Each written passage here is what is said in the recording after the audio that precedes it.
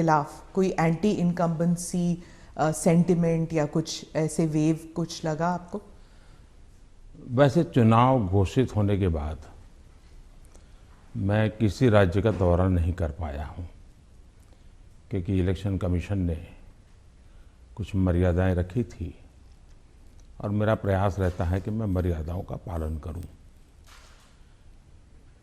लेकिन वर्चुअली मुझे बीच बीच में कार्यकर्ताओं से बातचीत करने का अवसर मिला है। चुनाव का समय हो या न हो, भारतीय जनता पार्टी संगठन में हो या सरकार में हो, हम हमेशा जनता जनार्दन की सेवा में लगे रहते हैं। और जब सरकार में होते हैं तो बहुत अधिक तीव्रता से, अधिक विस्तार से सबका साथ, सबका विकास, इस मूल मंत्र को लेकर के जी जान से जुटे रहते हैं। और मैं इस चुनाव में भी सभी राज्यों में देख रहा हूं कि भारतीय जनता पार्टी के प्रति लहर है। भारी बहुमत से भारतीय जनता पार्टी जीतेगी और भारतीय जनता पार्टी को सेवा करने का मौका इन सभी 5 राज्यों की जनता देगी। और ये भी सही है कि जिन राज्यों में हमें सेवा करने का मौका मिला है, उन्होंने हमें परखा है, हमारे काम को देखा है और उसका परिणाम होगा। पहले के जमाने में पॉलिटिकल फील्ड में एनालिसिस करते समय एक शब्द पॉपुलर हो चुका है, एंटी इनकम्बेंसी। मैं समझता हूं कि हमारे देश में वक्त बदला, लेकिन कभी कभी टर्मिनोलॉजी नहीं बदली। और ये कारण ये है कि पहले जो सरकारें चलती थी वो फाइलों पे हस्ताक्षर करना, मनमर्जी के लोगों की फाइल को प्रायोरिटी देना, योजनाएं चुनाव को केंद्र में रख के घोषित करना और कभी कभी जाकर के फीते काट के चले आना, शिलान्यास करके चले आना। डिलीवरी के तरफ कभी योगदान उनका ध्यान नहीं रहता था। उनको लगता था घोषणा हो गई, यानी विज्ञान भवन में दिया जलाया तो उनको लगता था काम हो गया। और जब लोगों को काम नजर नहीं आता है और घोषणाएं बार बार सुनने को मिलती हैं, तब एंटी इनकम्बेंसी का जन्म होता है। लेकिन जब काम करने का प्रयास दिखता है, दिन रात की मेहनत दिखती है, आसपास में कुछ न कुछ पॉजिटिव होता हुआ दिख रहा है, तो फिर एक विश्वास बनता है कि वहाँ हो रहा है तो कल मेरे यहाँ भी होगा। गरीब को घर उसको मिल गया तो कल मुझे भी गरीब हूँ, मेरा घर इस बार लाइन नंबर नहीं लगा लेकिन कल मुझे मिलेगा। ये विश्वास पैदा होता है। और इसके कारण भारतीय जनता पार्टी के कल्चर में जहां भी हमें स्थिरता के साथ काम करने का मौका मिला है, वहां एंटी इनकम्बेंसी नहीं, प्रो इनकम्बेंसी का माहौल होता है। और भारतीय जनता पार्टी हमेशा प्रो इनकम्बेंसी को लेकर के चुनाव में अधिक ताकत से उभर करके आती है। पर उत्तर प्रदेश में एक खासियत रही कि एक ही पार्टी को दोबारा चांस नहीं देते हैं, मौका नहीं मिलता है। लेकिन आपको लगता है कि इस बार जो है, क्योंकि 3 चुनावों में उन्होंने बीजेपी को वोट दिया है, 2014 में, 17 में, 20 में आपको वोट दिया, तो आपको क्या लगता है कि आपने ही बहुत अच्छे ढंग से इस बात को कह दिया है कि 2014 में हमें वोट मिला, फिर 2017 में मिला, 19 में, हाँ, फिर 2019 में मिला, यानी 3 बार मिला। मतलब जो पुरानी थियरी है, एक बार आओ एक बार जाओ वाला, उत्तर प्रदेश ने पहले ही नकार दिया है। जब पहले ही नकार दिया है तो अब क्यों आगे बढ़ाएगा? भारतीय जनता पार्टी ने अनुभव किया है कि हमें 14 में स्वीकार किया, फिर काम देखा 17 में स्वीकार किया, काम देखा 19 में स्वीकार किया, काम देखा 22 में स्वीकार करेंगे। जी।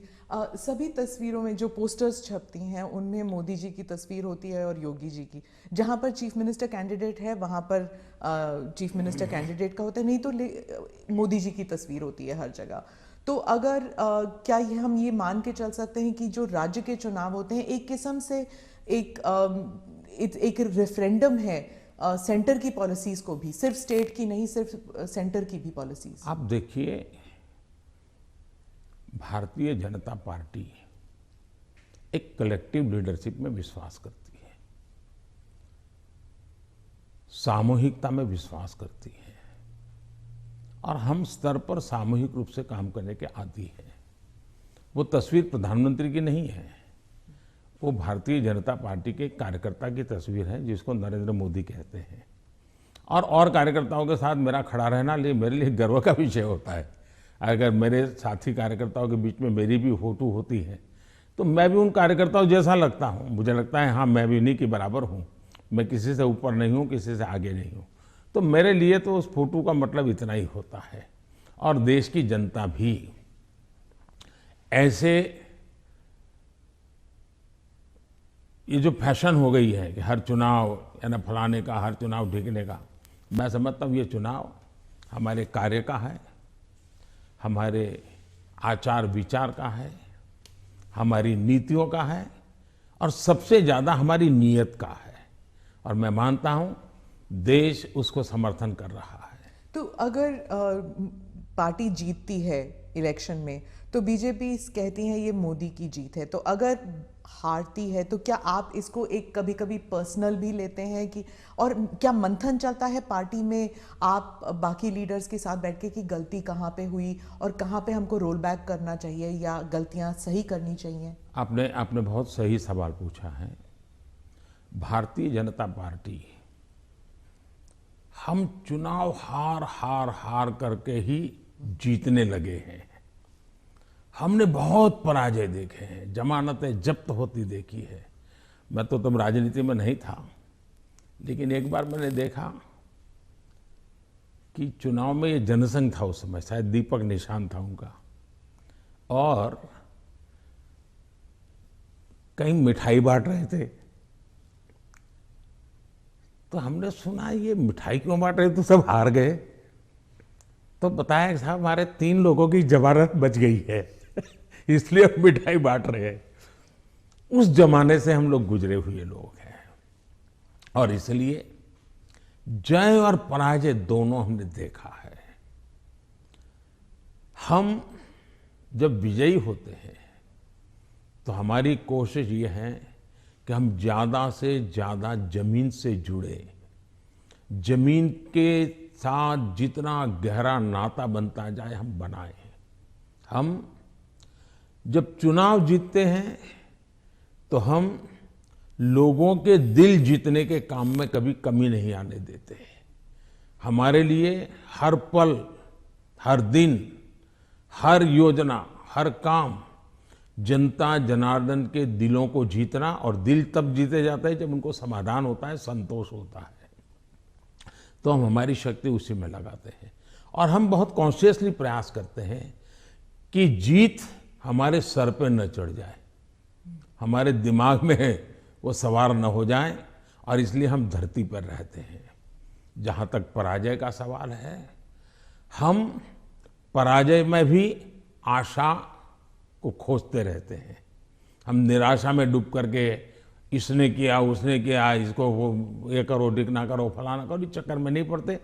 हम सोचते हैं कि सामने वाले की रणनीति क्या थी, उसके तौर तरीके क्या थे, वो लोगों को गुमराह करने में क्यों सफल हुआ, हमारी बात को हम कैसे पहुंचाएंगे। हम औरों का भी अभ्यास करते हैं, हमारा भी अभ्यास करते हैं, हम स्थितियों का भी अभ्यास करते हैं, हम उस प्रकार के योजनाओं का भी अभ्यास करते हैं और फिर हम आगे की रणनीति बनाते हैं। हम हर चुनाव से सीखते हैं, चुनाव जय का हो या चुनाव पराजय का हो। हमारे लिए चुनाव एक प्रकार से ओपन यूनिवर्सिटी है जिसमें हम नए रिक्रूटमेंट के लिए अवसर भी मिलता है और अपने आप को तराशने का भी अवसर मिलता है। तो हम चुनाव को एक प्रकार से हमारा एजुकेशन का पीरियड मानते हैं।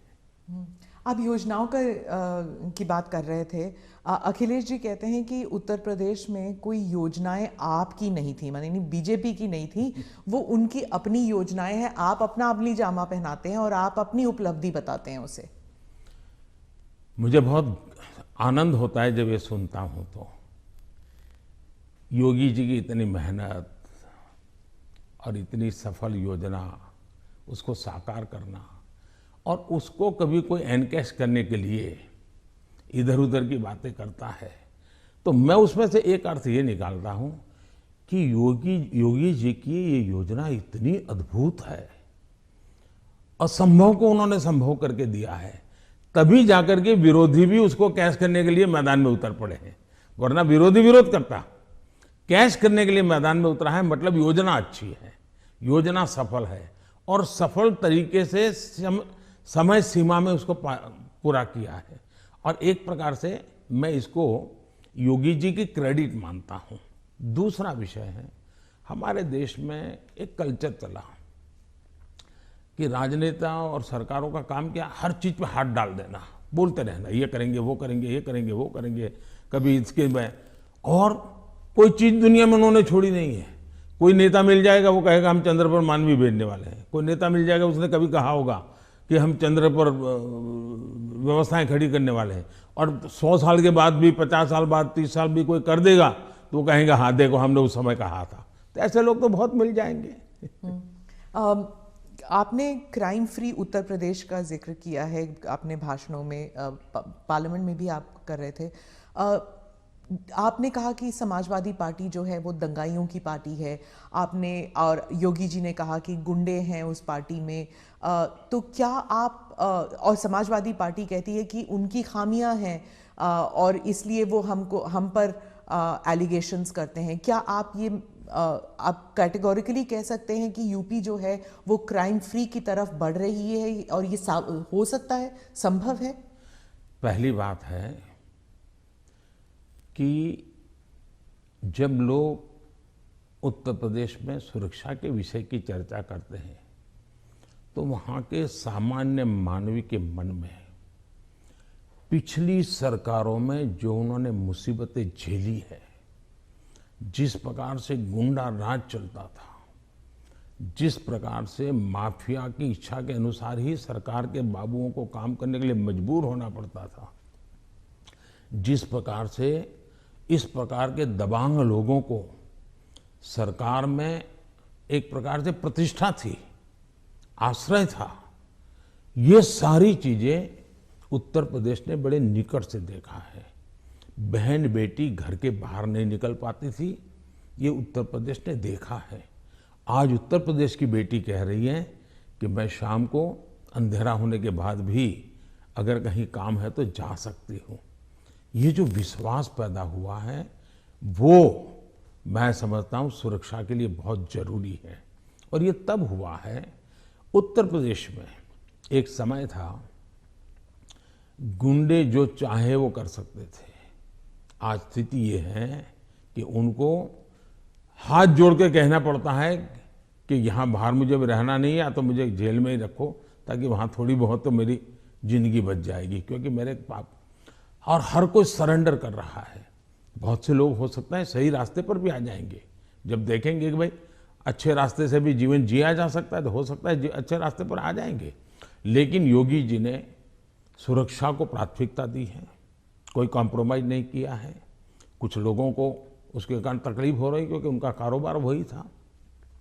आज खास करके माताओं बहनों को जो सुरक्षा मिली है ये बहुत ही महत्वपूर्ण है। अब आप देखिए इतना बड़ा कुंभ का मेला हुआ, यानी हमारे देश में हुए कुंभ के मेलों में सबसे बड़ा कुंभ का मेला योगी जी के कालखंड में हुआ। करोड़ों की तादाद में लोग आए, कोई कानून व्यवस्था की समस्या नहीं हुई, कहीं चोरी की भी खबरें नहीं आई, जेब कतरे की खबर नहीं आई। ये किसी भी समाज को संतोष देने वाला विषय है, ये गौरव करने वाला विषय है। और हिंदुस्तान में अगर सुरक्षा को प्राथमिकता दी जाए तो बुरा क्या है?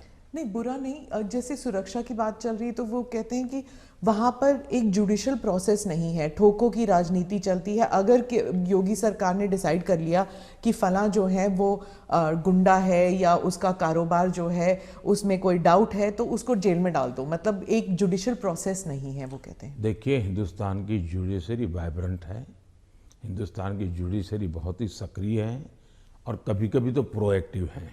अगर ऐसा कुछ भी हुआ होता तो हिंदुस्तान की जुडिशरी ने जरूर कदम उठाए होते, और पीआईएल करने वालों की कमी नहीं है हमारे देश में। ऐसी बहुत बड़ी जमात है जिनकी रोजी रोटी पीआईएल पर है, तो वो तो तुरंत पहुंच जाते हैं, लेकिन ऐसा कुछ नहीं हो रहा है। मतलब वो न्यायिक प्रक्रिया के आधार पर काम करते हैं। पर जैसे जैसे लखीमपुर खेरी का इंसिडेंट हुआ था, और वो टेनी अभी भी जो हैं वो he still an important person BJP के लिए। तो ऐसे कई इंसिडेंट्स हैं, उसको लेकर जो वहाँ पर जो समाजवादी पार्टी है, it has been successful in saying कि अगर कोई बीजेपी के साथ है तो वह वाइट वॉश हो जाते हैं उनके सारे क्राइम्स। मैं यही तो कह रहा हूँ कि सुप्रीम कोर्ट जो कमेटी बनाना चाहती थी, राज्य सरकार ने सहमति दी।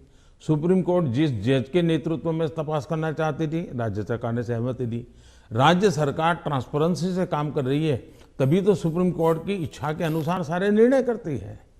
आप डबल इंजन सरकार के बारे में काफ़ी बारी कह चुके हैं अपने स्पीचेस में। डबल इंजन सरकार से आप विश्वास जगाना चाहते हैं इलेक्टोरेट में कि विकास जल्दी हो जाएगा अगर दोनों तरफ, मतलब सेंटर में भी और स्टेट में भी बीजेपी की सरकार रहेगी। लेकिन कुछ लोग समझते हैं कि इससे एक धमकी की तरफ देखते हैं कि अगर डबल इंजन सरकार नहीं है तो विकास में गतिरोध आ सकता है, वह विकास मतलब गाड़ी आगे नहीं चलेगी अगर ये डबल इंजन सरकार नहीं होगी तो। देखिए, परिवार में भी माँ बाप हमेशा सभी भाइयों बहनों को कहते हैं कि देखो भाई, हम सब मिलकर के इस दिशा में जाएं तो सब अच्छा होगा, और सब उसी दिशा में प्रयास करते हैं। कोई एक दूसरे के विपरीत नहीं करता है। इतना बड़ा देश है, अगर हम एक दूसरे से विपरीत करेंगे तो हमारे संसाधनों नष्ट हो जाएंगे, हमारे देश की भलाई करने की गति रुक जाएगी। और इसलिए देश के लिए बहुत आवश्यक है कि लोगों के कल्याण के काम हम मिल बैठ के करें और ज़्यादा तेजी से करें। और उसमें भी अगर हम राजनीति करने जाएंगे, मेरा राज्य है, मैं मेरी मर्जी से करूंगा, ऐसा करेंगे तो कितना नुकसान होता है। मैं एक योजना बताता हूं। अब जैसे आयुष्मान भारत योजना, आयुष्मान भारत योजना गरीब जो बीमारी में है उसको 5 लाख रुपए तक बीमारी में स्वस्थ होने के लिए सहायता करता है। भारत सरकार करती है, पैसे भारत सरकार दे रही है। राज्यों को तो लेना है, देना कुछ नहीं है। कुछ राज्यों में अपनी अपनी योजनाएं हैं, हमें कोई इससे इतराज भी नहीं है। हम नहीं कहते कि योजना बंद करो, लेकिन इससे फायदा ये होता है कि मान लीजिए उत्तर प्रदेश का कोई नागरिक है और केरल गया हुआ है और वहां उसको कुछ हो गया, तो ये योजना ऐसी है कि केरल में भी उसको ट्रीटमेंट मिलेगी। उसको उत्तर प्रदेश में ही बीमार होगा तो लाभ होगा ऐसा नहीं, केरल में भी।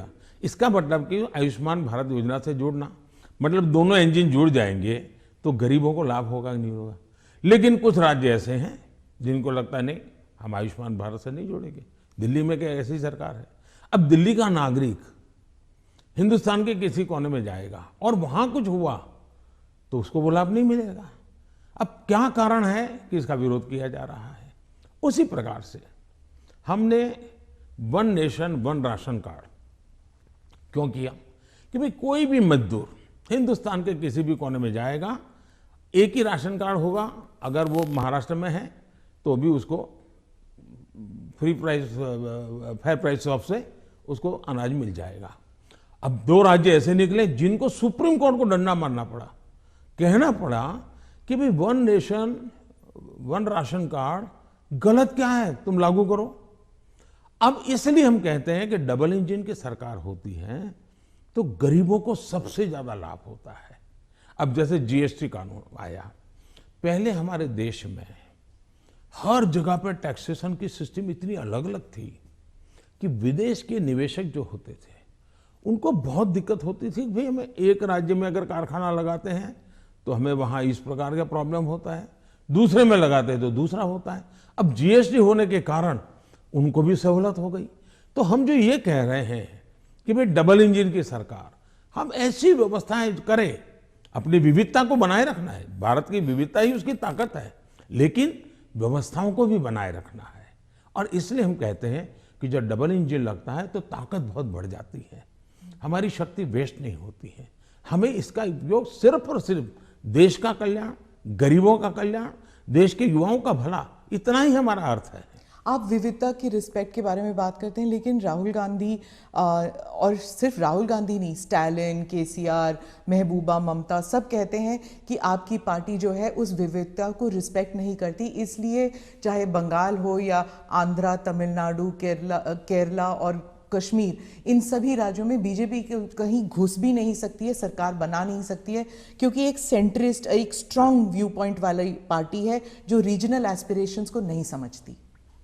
पहली बात ऐसी है कि भारतीय जनता पार्टी एक ऐसी पार्टी है जिसका ये मत है कि देश के विकास के लिए हमें रीजनल एस्पिरेशंस को एड्रेस करना ही चाहिए। और देश में मैं पहला मुख्यमंत्री हूं जो इतने लंबे समय तक राज्य का मुख्यमंत्री रह करके आया हूं, और इसलिए राज्य के एस्पिरेशंस क्या होते हैं, राज्य की आवश्यकताएं क्या होती हैं, इसका मुझे भली भांति समझ है। और इसी के कारण हम हिंदुस्तान के सभी राज्यों की भला, अब देखिए मैं दुनिया के मेहमान आते हैं तो पहले उनको दिल्ली में ही आना और जाना हो जाता था, मैं ऐसा नहीं करता हूं। आप ट्रंप को ले गए गुजरात? मैं उनको अलग अलग जगह पर, मैं चाइना के राष्ट्रपति को ले गया तमिलनाडु, मैं फ्रांस के राष्ट्रपति को ले गया उत्तर प्रदेश, मैं जर्मन चांसलर को ले गया कर्नाटका, और तब तो कांग्रेस की सरकार थी। किसकी सरकार? इस देश की शक्ति को उभारना, इस देश के हर राज्य को प्रोत्साहन मिलना, यही हमारा काम होता है। अब यूएन में जाकर मैं तमिल भाषा में कोट करता हूं तो दुनिया को गर्व होता है कि भारत के पास दुनिया की सबसे पुरानी भाषा है, पहले कोई बोलता ही नहीं था। और इसलिए तो मैं हर एक को साथ लेकर के चलने का प्रयास करता हूं, और मैं मानता हूं वही रास्ता है। हम विविधता में एकता के दर्शन करते हैं, लेकिन आज दुर्भाग्य से कुछ नेता अपने निजी स्वार्थ के लिए विविधता को एक दूसरे के साथ विरोध के लिए सीड्स के रूप में उपयोग कर रहे हैं। ये बहुत बड़ा दुर्भाग्य है। हमें विविधता में से एकता को पनपाना है। तो आप कह रहे हैं इससे अलगाववाद बढ़ेगा? पिछले 50 साल का अनुभव यही है, उन्होंने यही किया है, हर चीज पे देश को बांटो, राज करो, और उसी में से अलगाव पैदा होता है। लेकिन भारत का चरित्र ये नहीं है, भारत के नागरिकों का चरित्र ये नहीं है। आप इसको एक do you see it as a threat कि अगर इसे अभी नहीं रोका जाएगा तो सेपरेटिस्ट एलिमेंट्स आ जाते हैं कि जैसे अगर कश्मीर का अलग बात है, नॉर्थ ईस्ट की बात अलग है, लेकिन अगर आप द्रविड़ मूवमेंट को देख लेंगे या कहीं और राज्य में देख लेंगे, अगर रीजनल एस्पिरेशंस को बढ़ाया जाता है तो क्या एक यूनिटी फैक्टर में कोई देखिए हमने दरार पड़ सकता है? मैं बताता हूँ काम करने का तरीका कैसे होता है। हमारा ये मत है सामाजिक न्याय। भारत जैसे देश में इतनी विविधता भरा समाज व्यवस्था, और अगर सामाजिक न्याय के सिद्धांत में हम थोड़ा सा भी ऊंचे नीचे करेंगे तो हमारे देश को बहुत नुकसान होगा। इसलिए समाज का छोटे से छोटे तबके के व्यक्ति को भी विकास में पूरा सहयोग मिलना चाहिए और विकास के लिए अवसर मिलना चाहिए। जैसे समाज के अंदर सामाजिक न्याय की आवश्यकता है, वैसे ही राष्ट्र में भी कोई एक इलाका बहुत आगे बढ़ जाए और कोई इलाका पीछे रह जाए तो कभी भी देश का भला नहीं होगा। हमारे यहाँ सर्वांगीण विकास होना चाहिए, सर्वसमावेशक विकास होना चाहिए, सर्वस्पर्शी विकास होना चाहिए, सर्वहित में विकास होना चाहिए। और इसलिए हम एक विषय लेकर के आए जिसमें भी मैं देख रहा हूं कि सभी राज्य हमारे साथ मिलकर के कंधे से कंधा मिलाकर के काम कर रहे हैं। एक राज्य नहीं कर रहा है, ये दुर्भाग्य है, बाकी सब राज्य कर रहे हैं। क्या है, हमने देखा कि हिंदुस्तान में 100 से थोड़े ज़्यादा कुछ जिले ऐसे हैं कि जो राज्य की एवरेज से भी बहुत पीछे हैं। हर प्रकार से वहाँ का धन तो सब राज्य जिलों को समान मिलता है, तो ऐसा क्यों होता है? गवर्नेंस के प्रॉब्लम, योजनाओं का अमलीकरण नहीं। हमने ऐसे जिलों को एस्पिरेशनल जिलों के रूप में आइडेंटिफाई किया और राज्य सरकारों की सहमति से किया। करीब 110-115 जिले हैं और उस पर हमने स्पेशल फोकस किया। मैं खुद जिलों से बात करता हूँ, उन जिलों में कल्याणकारी योजनाएं ज़्यादा से ज़्यादा पहुँचे। मैं राज्य सरकारों को प्रार्थना करता हूँ कि वहाँ यंग अफसरों को लगाइए, IAS अफसरों को, प्रमोटेड अफसरों को या रिटायर्ड एज वाले लोगों को वहाँ मत भेजिए, यंग लोगों को लगाइए। और मैंने देखा कि सभी राज्यों ने मेरी इस बात को माना, यंग अफसरों को लगा। दूसरा, मैंने कहा बार बार ट्रांसफर मत कीजिए, उनको वहाँ रहने दीजिए 3 साल, उनको कहिए कि तुम काम करो, बाद में तुम्हें अच्छा पोस्टिंग देंगे। सभी राज्यों ने मेरी मदद की और आज ये जो एस्पिरेशनल डिस्ट्रिक्ट है वो राज्यों की एवरेज से भी कुछ तो आगे निकल रहे हैं, कई पैरामीटर में आगे निकल रहे हैं। अब देश का भला हो रहा है। तो मेरा फेडरलिज्म में छोटे से छोटी इकाई का भी भला हो। अब जैसे ऑप्टिकल फाइबर नेटवर्क हिंदुस्तान के हर गांव में जाना चाहिए। हम लगे हैं, पैसे लगा रहे हैं, पूरी ताकत लगा रहे हैं। क्यों? हमें तो पूरे देश को ऊपर लाना है। यही तो रीजनल एस्पिरेशंस को एड्रेस करने का हमारा तरीका है। ये बात चलती है कि ये मोदी दी एडमिनिस्ट्रेटर है। अब अगर आप मोदी द पॉलिटिशियन के बारे में बात करूं तो जो पोलराइजेशन हमारे सोसाइटी में है वो हर इलेक्शन में उभर कर आती है, जाति के नाम पर हो या धर्म के नाम पर हो। कोई ना कोई किस्सा जरूर हो जाता है इलेक्शन से पहले। तो मोदी दी एडमिनिस्ट्रेटर आपने बता दिया आपने क्या क्या किया है, मोदी द पॉलिटिशियन नहीं कर पाया है अभी तक। पहली बात है कि भारतीय जनता पार्टी, उसका मंत्र है सबका साथ, सबका विकास, सबका विश्वास और सबका प्रयास। हमने हमारे इन सिद्धांतों को कभी बदला नहीं है। आपने मेरे मुंह से सैकड़ों बार इसको सुना होगा और मैं तो देख रहा हूं इन दिनों दुनिया के देश भी मेरे इस वाक्य का अपनी भाषा में ट्रांसलेशन करके सुनाते हैं कि मोदी इन सिद्धांतों पर काम करते हैं। और इसलिए हम मानते हैं कि सबका साथ यही हमारा मंत्र रहा, हम करते हैं। समाज व्यवस्था तो है ही है, इसको तो कोई नकार नहीं सकता है। लेकिन हैरानी तब होती है जब मैं देख रहा हूं मीडिया में हम समाज को कोई दबा कुचला वर्ग हो उसकी चिंता हमको करनी चाहिए, क्यों नहीं करनी चाहिए। लेकिन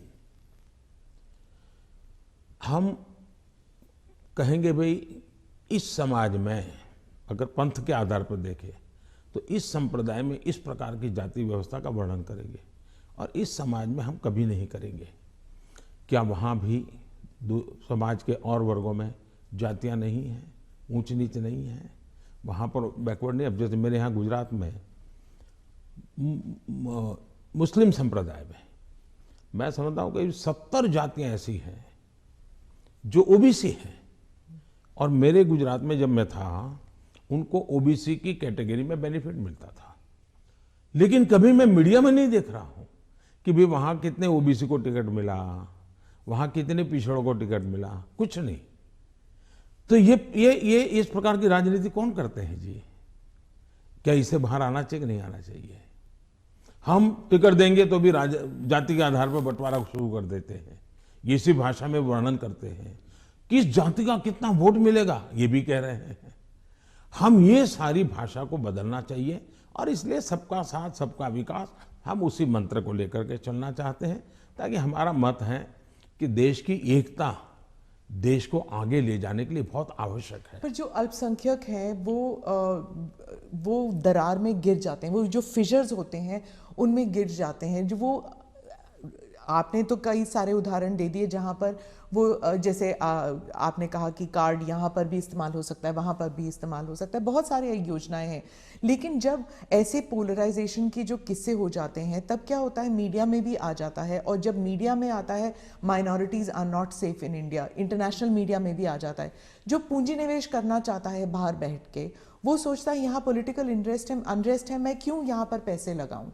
तो एक आज विश्व में भारत ने अपनी एक अच्छी पहचान भी बनाई है, और वो मीडिया की ताकत से भी आगे निकल गई है।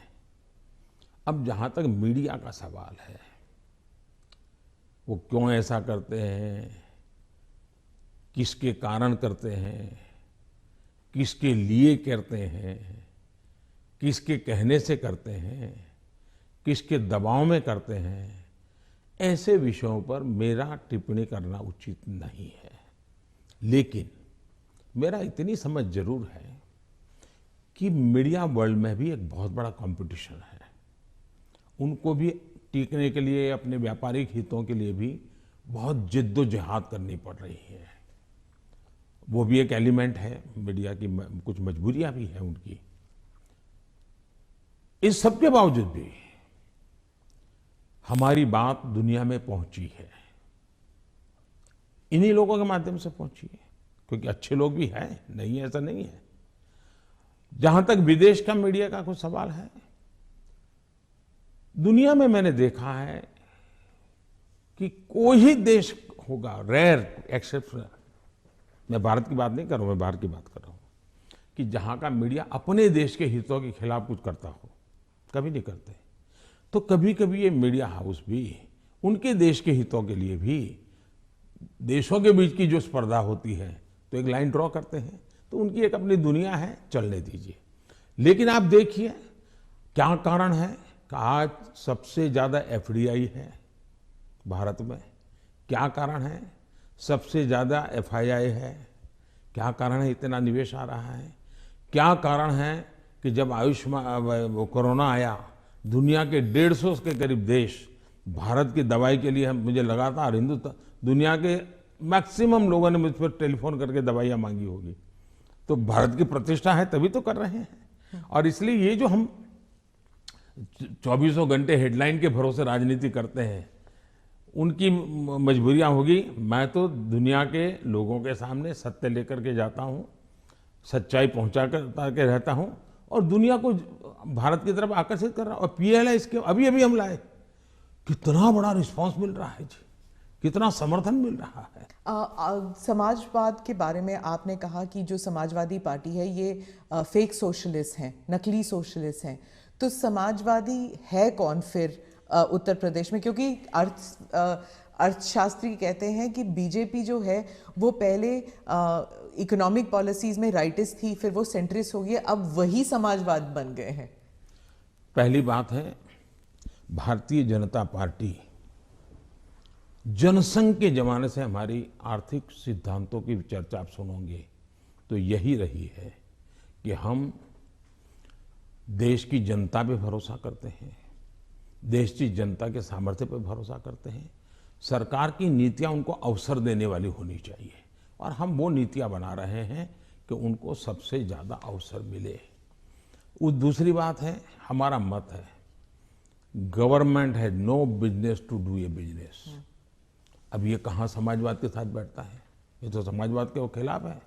सरकार का काम है गरीब के लिए भोजन की चिंता करो, सरकार का काम है गरीब के लिए घर बनाओ, सरकार का काम है गरीब के लिए शौचालय बनाओ, सरकार का काम है गरीब को पीने का शुद्ध पानी दो, सरकार का काम है गरीब अगर बीमार है तो उसको इलाज की व्यवस्था करो, सरकार का काम है गरीब गांव-गांव तक कुछ रास्ते बनाओ, लोगों को जाने आने की सुविधा करो। सरकार का काम है कि हमारा देश का एग्रीकल्चर ताकत जो है विश्व के बाजार में कैसे पहुंचे, इसके लिए कुछ व्यवस्था करो। छोटे किसान, उसको दरकिनार किया गया, उसकी चिंता करो।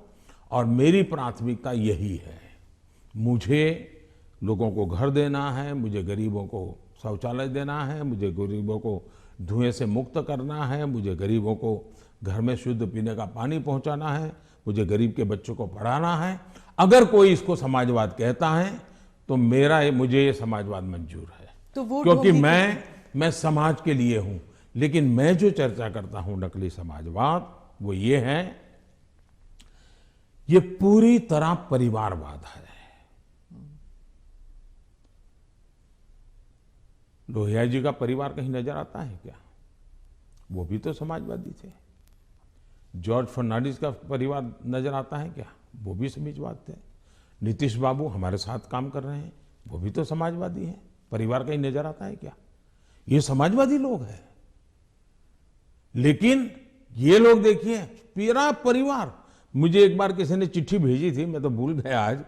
उन्होंने कहा कि इनके परिवार से, ये सपा जो है उत्तर प्रदेश का, 45 लोग ऐसे थे जो किसी न किसी पद पर थे। एक ही फैमिली के 45 लोग। और किसी और ने मुझे कहा कि उनके पूरे परिवार में 25 साल की उम्र के करीब करीब सभी व्यक्ति को चुनाव लड़ने का मौका दिया गया है। क्या ये परिवारवाद का लोकतंत्र के लिए खतरा है? इसलिए मैं कह रहा हूं। तो अखिलेश और जयंत दोनों कहते हैं कि परिवारवाद सिर्फ उनकी पार्टी में नहीं, आपकी पार्टी में भी है। राहुल गांधी भी कहते हैं कि परिवारवाद से जुड़े मतलब सेकंड जनरेशन लीडर्स तो आपकी पार्टी में भी हैं। बहुत बहुत फर्क है। ये फर्क, अच्छा सवाल पूछा आपने। मैं थोड़ा विस्तार से जवाब दूंगा, बुरा मत मानिए। लेकिन देश की जनता को मैं झूठ के सामने सत्य समझाना चाहता हूं।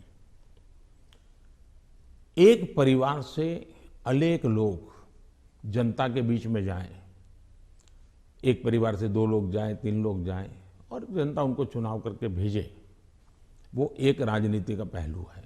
लेकिन दूसरा, एक परिवार के लोग ही उस पार्टी के अध्यक्ष बने, उस पार्टी के ट्रेजरर बने, उस पार्टी का पार्लियामेंट्री बोर्ड बने। पिताजी अगर नहीं कर सकते हैं तो बेटा अध्यक्ष बने, बेटा नहीं कर सकता है और बूढ़ा हो गया है तो उसका बेटा अध्यक्ष करे, पिता नहीं रहे तो पुत्र करे। ये जो विरासत और वारसा बारिश के रूप में चल रहा है, डायनेस्टी के रूप में चल रहा है, कोई डायनेमिक्स है ही नहीं, ओनली डायनेस्टी। ये जब बनता है, पार्टी परिवार की बन जाती है। और आप देखिए हिंदुस्तान की बर्बादी कहां से हो रही है। जम्मू कश्मीर से शुरू करिए, 2 पार्टियां मेन रही वहां, दोनों परिवार की पार्टियां हैं। अभी तक उसका कोई नया नेता देखा ही नहीं। आज देश में जो 18 से 40 साल की उम्र के लोग हैं, उन्होंने इन पार्टियों के जितने नेता देखे, एक ही परिवार के देखे हैं। दोनों पार्टी, पंजाब में देखिए परिवार वाली पार्टी, आप हरियाणा में देखिए परिवार की पार्टी, उत्तर प्रदेश देखिए परिवार की पार्टी, झारखंड देखिए परिवार की पार्टी, आप तमिलनाडु में जाइए परिवार की पार्टी। ये परिवार ही पार्टी चलाता है। परिवार जो चाहे उनका भला। ये लोकतंत्र के लिए बहुत से बड़ा खतरा है। एक पार्टी के 2 लोग अगर एमएलए बन गए, एमपी बन गए, तो वो पार्टी परिवार की नहीं बनी है। और ये दोनों को फर्क समझना होगा। कोई ऐसा कह करके इतने बड़े पाप से भाग जाए, ये नहीं चल सकता है। और मेरा मत है, परिवारवादी पार्टियां लोकतंत्र का सबसे बड़ा दुश्मन है, क्योंकि लोकतंत्र के मूलभूत सिद्धांतों को ही वो नकारता है। दूसरा, जब परिवारवादी राजनीति चलती है, परिवार ही सर्वोपरि होता है। परिवार को बचाओ, पार्टी बचे या न बचे, परिवार को बचाओ, देश बचे या न बचे, ये जब होता है तब सबसे पहले कैजुअलिटी कौन सी होती है? परिवारवादी राजनीति में कैजुअलिटी कौन सी होती है? बेटा जैसा भी होगा लेकिन वही अगला अध्यक्ष बनेगा। तब सबसे बड़ी कैजुअलिटी टैलेंट की होती है। और सार्वजनिक जीवन में जितनी ज्यादा अधिक टैलेंट आए बहुत जरूरी है। इसलिए राजनीतिक दलों का लोकतांत्रिकरण ये बहुत आवश्यक है। परिवारवादी पार्टियां नए अच्छे नौजवानों को राजनीति से आने से रोकते हैं। मान लीजिए कोई नौजवान है जिसको भारतीय जनता पार्टी में नहीं जाना है, लेकिन बाकी कहीं पर उसको जगह ही नहीं है, कहां जाएगा? क्योंकि बाकी में तो है भाई, उसके परिवार का मैं नहीं हूं तो थोड़े दिन तो मेरा उपयोग होगा, बाद में मुझे फेंक देंगे।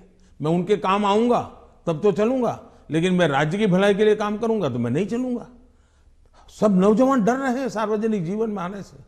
भारतीय जनता पार्टी को आ रहे हैं तो लोगों को लगता है कि भारतीय जनता पार्टी क्यों बढ़ रही है, क्योंकि लोकतांत्रिक तरीके से चल रही है। तो आप जब परिवार के बारे में बात करते हैं, स्पेशली पॉलिटिकल पार्टीज के जो पॉलिटिकल फैमिलीज हैं, तो कांग्रेस कह रही है जान के आपने जवाहरलाल नेहरू के स्पीचेस के बारे में, दोनों सदनों में जो आपने स्पीच दिए, राज्यसभा में, लोकसभा में, वहाँ पर आपने नेहरू जी के स्पीचेस पर बहुत तवज्जो दी और यही दिखाने के लिए कि नेहरू जी ने भी ऐसे काम किए हैं जिसके लिए आप उन्हें क्रिटिसाइज कर रहे थे।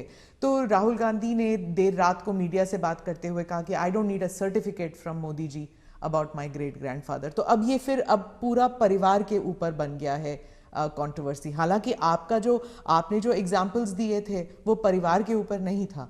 पहली बात है, मैंने किसी के पिताजी के कुछ नहीं कहा है, मैंने किसी के दादाजी के लिए कुछ नहीं कहा है, नहीं मैंने किसी नाना जी के लिए कहा है, नहीं मैंने किसी की माताजी के लिए कुछ कहा है। मैंने देश के प्रधानमंत्री ने क्या कहा वो कहा है, और सरकार एक कंटिन्यूटी होती है, और इसलिए एक प्रधानमंत्री के ये विचार थे तब क्या स्थिति थी, आज के प्रधानमंत्री के ये विचार है क्या स्थिति है, और देश का ये हक बनता है। अब दूसरा, बार बार हमें कहा जाता है आप नेहरू जी का नाम लेते नहीं, आप नेहरू जी का नाम, अब हम लेते हैं तो भी मुश्किल हो रहा है। मुझे समझ नहीं आ रहा है कि इतना डर किस बात का है। प्रधानमंत्री जी, 2014 से आप कांग्रेस मुक्त भारत की बात करते हैं। अब वो 60 से कम सीटें हैं कांग्रेस पार्टी की, और उत्तर प्रदेश में तो नंबर 4 पर हैं। तो आप इतना वक्त क्यों लगा रहे थे अपने स्पीच में कांग्रेस के ऊपर? पहली बात है कि देश की जो आज हालत है उसमें सबसे जिम्मेवार कोई मुख्य धारा है तो कांग्रेस की धारा है। इस देश को जितने प्रधानमंत्री मिले ना, उसमें से अटल जी को और मुझे छोड़ करके सारे प्रधानमंत्री कांग्रेस कुल के ही थे। इसके कारण देश में एक कांग्रेस की कार्यशैली ही राजनीति में एक प्रकार से मुख्य धारा बन गई। अब जब कांग्रेस की कार्यशैली, कांग्रेस की विचारधारा, कांग्रेस के पसंद नापसंद के आधार क्या है, संप्रदायवाद है, जातिवाद है, भाषावाद है, प्रांतवाद है, भाई भतीजावाद है, भ्रष्टाचार है, अगर यही इस राजनीति में मुख्य धारा में रहेगा तो देश का कितना बड़ा नुकसान होगा। और इसलिए मैं हमेशा कहता हूं कि हमें, और जब मैं कांग्रेस मुक्त भारत कहता हूं तब कांग्रेस की संख्या से मेरा लेना देना नहीं है। अब जैसे हम कम्युनिस्ट पार्टियों की आलोचना करते हैं, अब सत्ता में नहीं है, वो कहीं नजर नहीं आता, एक केरल में कोने में बैठे हैं, फिर भी वो विचारधारा खतरनाक है।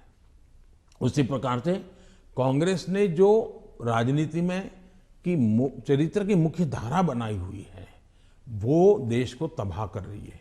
अगर अच्छी कार्यशैली होती है, अच्छे तौर तरीके होते हैं तो देश आज से पहले बहुत आगे निकल चुका होता।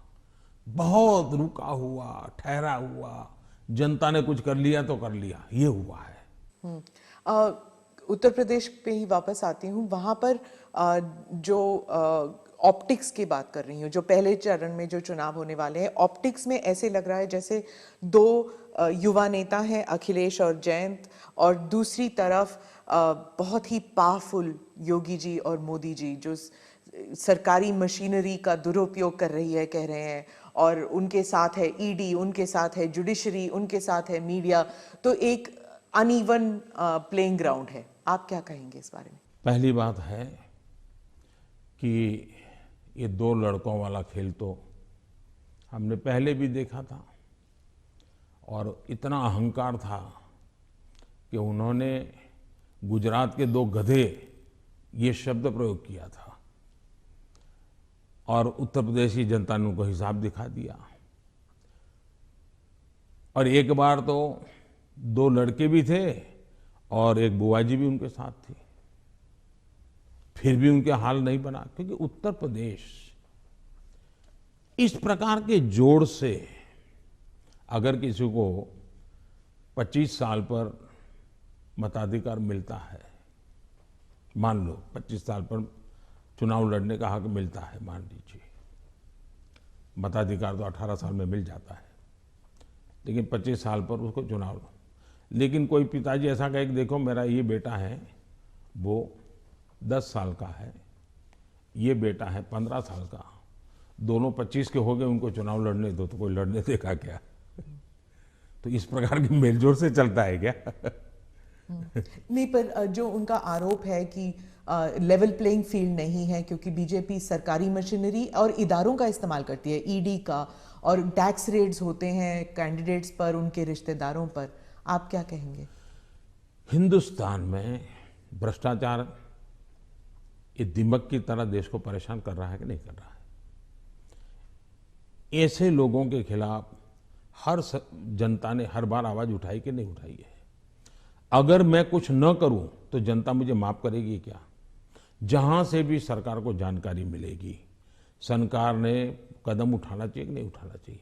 और कदम उठाने के बाद अगर देश के खजाने में अरबों खरबों रुपये आ रहे हैं तो मेरी तारीफ होनी चाहिए।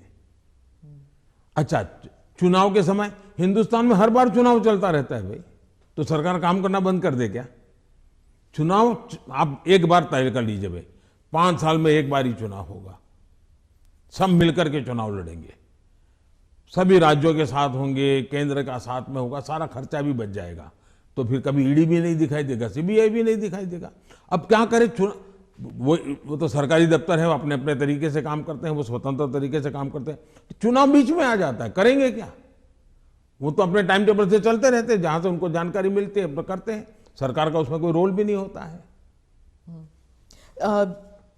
ये पहला चुनाव है किसान कानून वापस लेने के बाद चुनाव। जब आपने देश के नाम संदेश किया तो उस टाइम आपने कहा कि ये चुनाव से संबंधित डिसीजन नहीं था, आपने पूरे उस प्रक्रिया के बारे में बताया, लेकिन आपके समर्थक भी कह रहे थे that there was so much of personal capital. प्रधानमंत्री जी शायद कन्विंस नहीं कर पाए किसानों को कि ये देश हित में है, किसानों के हित में है, और उसकी वजह से आपके समर्थन भी जो हैं वो डिसअपॉइंट हो गए थे। तो क्या आप इसको एक व्यक्तिगत रूप में आप इसको एक हार मानते हैं? देखिए, मैं किसानों के दिल जीतने के लिए निकला हुआ इंसान हूं। मैं छोटे किसानों का दर्द समझता हूं और मैंने हमेशा उनके दिल जीतने का प्रयास किया है, और हिंदुस्तान भर के किसानों का मैंने दिल जीता भी है, मेरा साथ दिया है, समर्थन किया है। लेकिन मैंने कहा था, उस दिन भी कहा था टीवी में, कि मैंने किसानों की भलाई के लिए कदम उठाए, लेकिन आज देश के हित में मैं वापस कर रहा हूं। मैं समझता हूं इसको अधिक विस्तार मुझे करने की जरूरत नहीं है। बाद के घटनाक्रमों से पता चलेगा कि क्यों जरूरत पड़ी थी। तो क्या आप एक डायलॉग करने के लिए फिर से तैयार हैं, किसानों को कन्विंस करने के लिए? इस देश के लोकतंत्र का ये सबसे पहला कर्तव्य बनता है, लोकतंत्र में जनप्रतिनिधि का और सरकार का, कि जनता के साथ संवाद करते ही रहना चाहिए, और हम लगातार करते हैं। हम कभी भी संवाद टूटना जिसके पक्ष में है ही नहीं। हर किसी को, मुझे भी सुनना चाहिए, मेरी सरकार को भी सुनना चाहिए, और बातचीत करना ही चाहिए। बातचीत हमेशा होनी चाहिए, और इश्यू पर चर्चा ना हो ऐसा नहीं है। जैसे हम बजट के पहले बजट कैसा बने हद से क्यों पूछते हैं, किसानों से पूछते हैं कि बजट कैसा बनना चाहिए, उनके विचार लेते हैं। ये हम तो मानते हैं कि सब कुछ ज्ञान बाबुओं के पास है और नेताओं के पास है, ऐसा हम नहीं मानते। हमारे देश के पास, हर नागरिक के पास अनुभव है, हर नागरिक के पास ज्ञान का भंडार है। हम तो सबसे संवाद करना चाहते हैं, सबसे सीखना चाहते हैं, सबके सुझावों के आधार पर हम चलना चाहते हैं। कोविड के टाइम, फर्स्ट वेव और सेकेंड वेव, उसके बारे में आपने अपने स्पीच में भी जिक्र किया कि उसे आपने कहा कि जो कोविड के अगेंस्ट जो हमारी लड़ाई थी वो वी वर विक्टोरियस, मतलब भारत जो है वो विक्टोरियस उभर के आया। लेकिन आपने ये भी कहा कि महाराष्ट्र की सरकार और दिल्ली की सरकार जो है वो नकारात्मक कार्य कर रही थी, लेकिन अरविंद केजरीवाल, राहुल गांधी और शिवसेना ने, तीनों ने कहा कि नहीं, ये गलत है। कोविड की लड़ाई में जो नाकामयाबी सरकार की थी, सेंट्रल गवर्नमेंट की थी, वो हम पे लादा जा रहा है। मैंने ये कहा कि कांग्रेस पार्टी, जब लॉकडाउन हुआ, WHO समेत सब लोग कहते थे कि जो जहां है वहां रहे, वो एक जगह से दूसरी जगह पे न जाए, वरना कोरोना के वो शिकार हो जाएगा, उसका जीवन को तकलीफ हो जाएगी।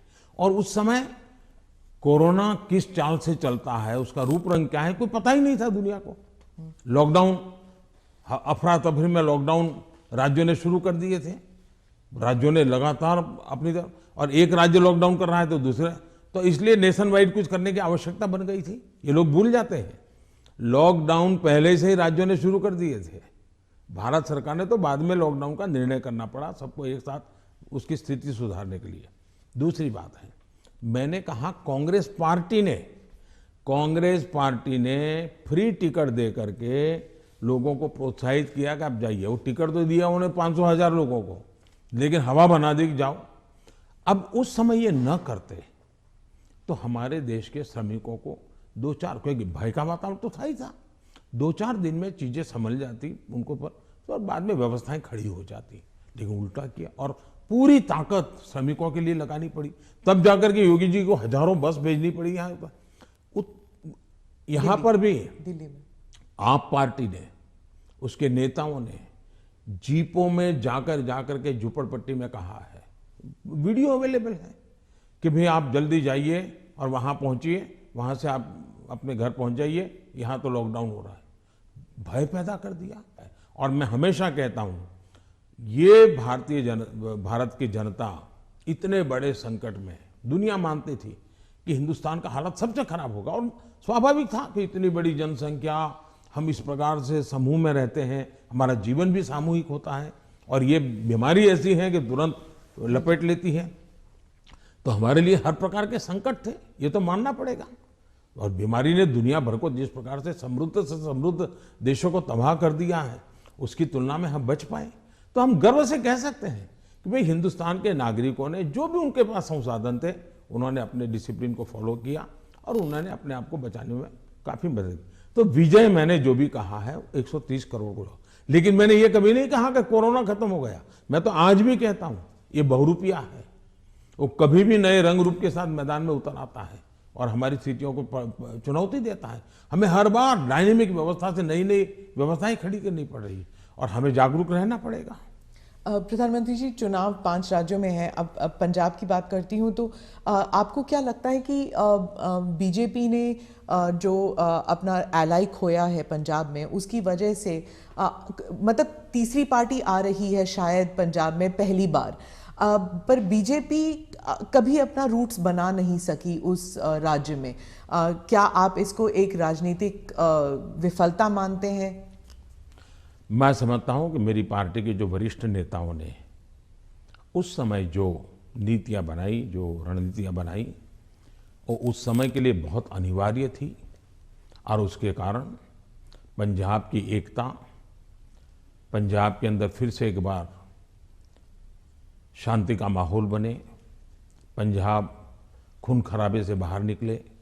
और मैं मानता हूं कि भारतीय जनता पार्टी ने अपने राजनीतिक स्वार्थ के बजाय पंजाब का हित सुप्रीम माना, और उसने राजनीतिक जो भी कॉम्प्रोमाइज करने की आवश्यकता थी किया, वो बहुत जरूरी था, इसलिए किया। हम पंजाब को खून खराबे से बाहर निकालना चाहते थे, हम पंजाब को शांति देना चाहते थे, और उसके लिए अगर बीजेपी का नुकसान होता है तो होने देंगे, ये हमने होने दिया।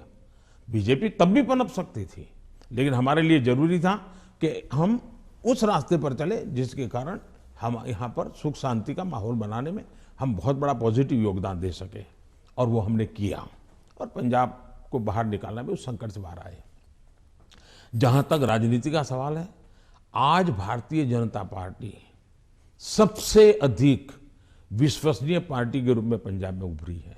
आपने देखा होगा, बहुत बड़े वरिष्ठ लोग, समाज जीवन के वरिष्ठ लोग, जिनका राजनीति से लेना देना नहीं थे, वैसे बहुत बड़ी मात्रा में पिछले दिनों भारतीय जनता पार्टी ज्वाइन किया है। फिर जो राजनीति के बहुत बड़े महारथी हैं, ऐसे लोगों ने भी अपने पुराने दल छोड़ करके भारतीय जनता पार्टी, टिकट दे या ना दे, लेकिन भारतीय जनता पार्टी पंजाब के स्थिरता के लिए, पंजाब के विकास के लिए, पंजाब की शांति के लिए बहुत जरूरी है, और इसलिए पंजाब में भारतीय जनता पार्टी का शासन बनना चाहिए। आज पंजाब से आवाज उठी है, और इसलिए है हम आगे बढ़े हैं। आज दो दल भारतीय जनता पार्टी के साथ जुड़ गए हैं। कैप्टन साहब और ढींडसा साहब बहुत पुराने लोग हैं जो राजनीति के वहाँ महारथी रहे, 3-3 दशक तक जिन्होंने वहाँ की राजनीति को दिशा दी है। ये लोग आज भारतीय जनता पार्टी को पसंद कर रहे हैं और इसलिए मैं मानता हूँ कि भारतीय जनता पार्टी पहले की तुलना में बहुत ही यशस्वी होगी।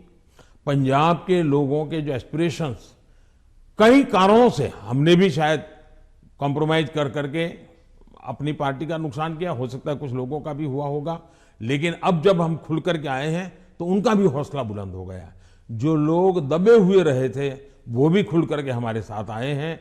हमने किसान को डायरेक्ट बेनिफिट के लिए हम अड़े रहे, हमने कैप्टन साहब को समझाया, कैप्टन साहब हमारे साथ थे, उस समय वो मुख्यमंत्री थे, सहमत हुए और किसान को डायरेक्ट बेनिफिट ट्रांसफर हमने किया पंजाब में उसकी खेत की। तो मैं 1000 से ज्यादा वीडियो निकली है, 1000 से ज्यादा सोशल मीडिया में, एक मिनट की वीडियो में देख रहा था, मैंने भी कभी 10-12 तो देखी होगी।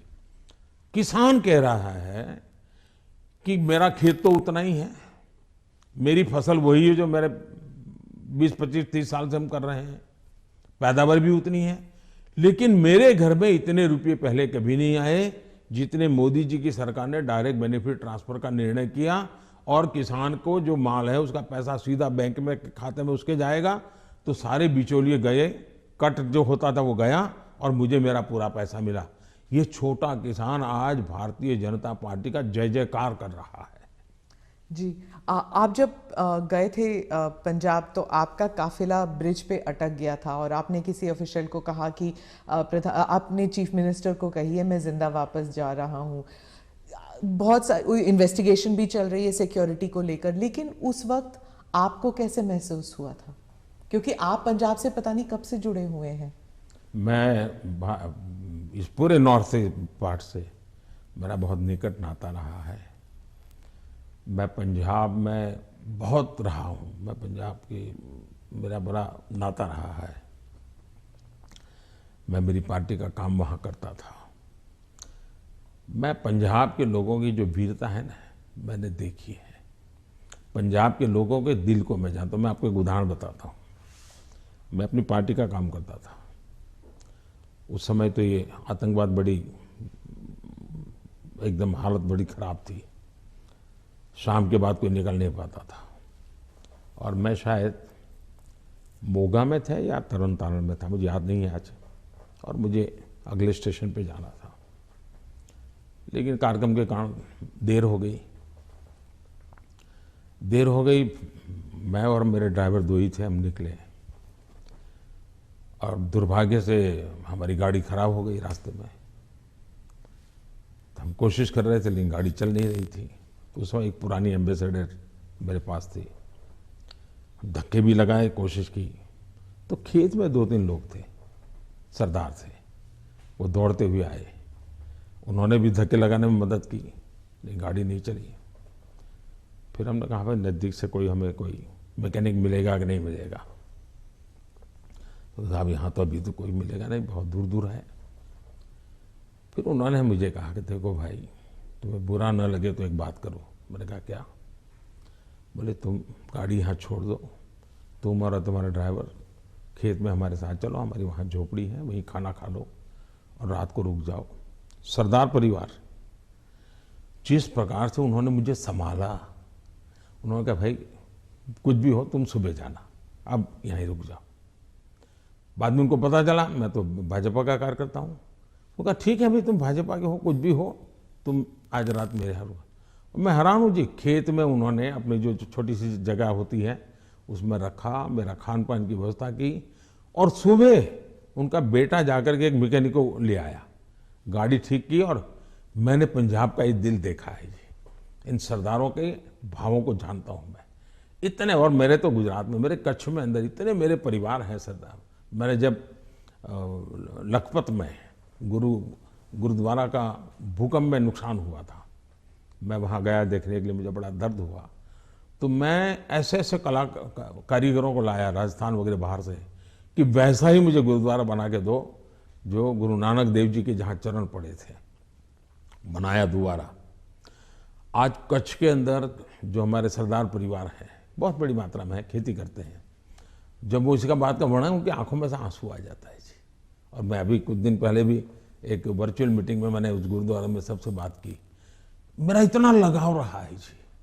आपने देखा होगा, एक किताब है पढ़ने जैसी है सरकार की, शायद अंग्रेजों के जमाने में जी भी सिख कौम के लिए नहीं हुआ है।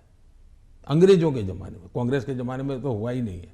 ऐसे अनेक काम मैंने देश के कल्याण के लिए, हमारे सिख भाइयों की वीरता का सम्मान करने के लिए किए हैं। और मुझे गर्व है, चुनाव की जगह पर है, लेकिन मैं मानता हूं ये मेरे देश के वीर जवान है, मेरे देश के सच्चे किसान हैं, उनके कल्याण के लिए मैं जितना कर सकूंगा मैं करता रहूंगा।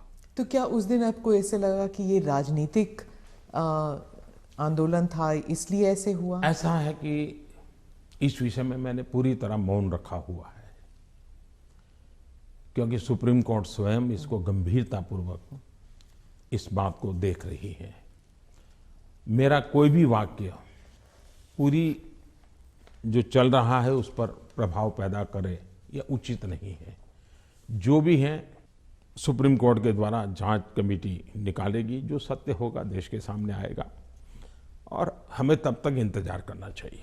जी, आपने दोनों स्पीच में, राज्यसभा में भी और लोकसभा में भी, आपने कई बार कांग्रेस पर हमला किया, और कांग्रेस पार्टी कहती है कि आपने राहुल गांधी के जो एलिगेशंस थे, चाहे बेरोजगारी पर हो या भारत चाइना पर हो, आपने उसका जवाब नहीं दिया, उल्टा उन पर वार किया।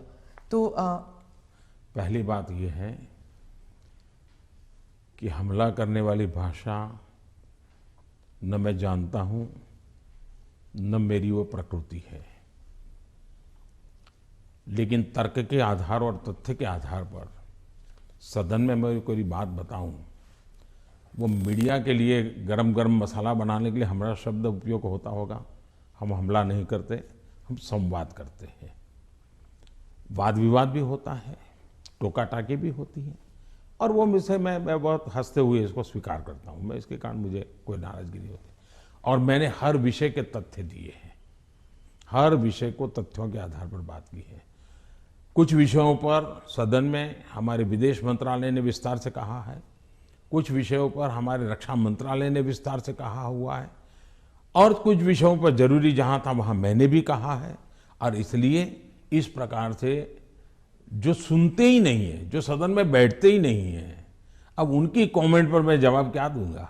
आपने कहा कि आपने मन बना लिया है, 100 साल आप पावर में नहीं आना चाहते, तो मैंने भी मन बना लिया। आपने क्या मन बनाया? हमने मन बना लिया है कि अब राष्ट्र को हम उस बुराइयों की तरफ जाने नहीं देंगे। हम देश में जनहित के लिए जीने वाले, जनहित के लिए जूझने वाले, जनता जनार्दन के सपनों को पूरा करने वाली व्यवस्थाओं को ही बनाएंगे, उसी को बढ़ाएंगे, उसी को चलाएंगे, जरूरत पड़ेगी तो उसको साथ देंगे। यही हमारा रहेगा रास्ता। हम जो देश को तबाही के रास्ते पर ले जाने वाले जितने तरीके हैं वो नहीं आने देंगे। ANI के साथ बात करने के लिए धन्यवाद। बहुत बहुत धन्यवाद। नमस्कार।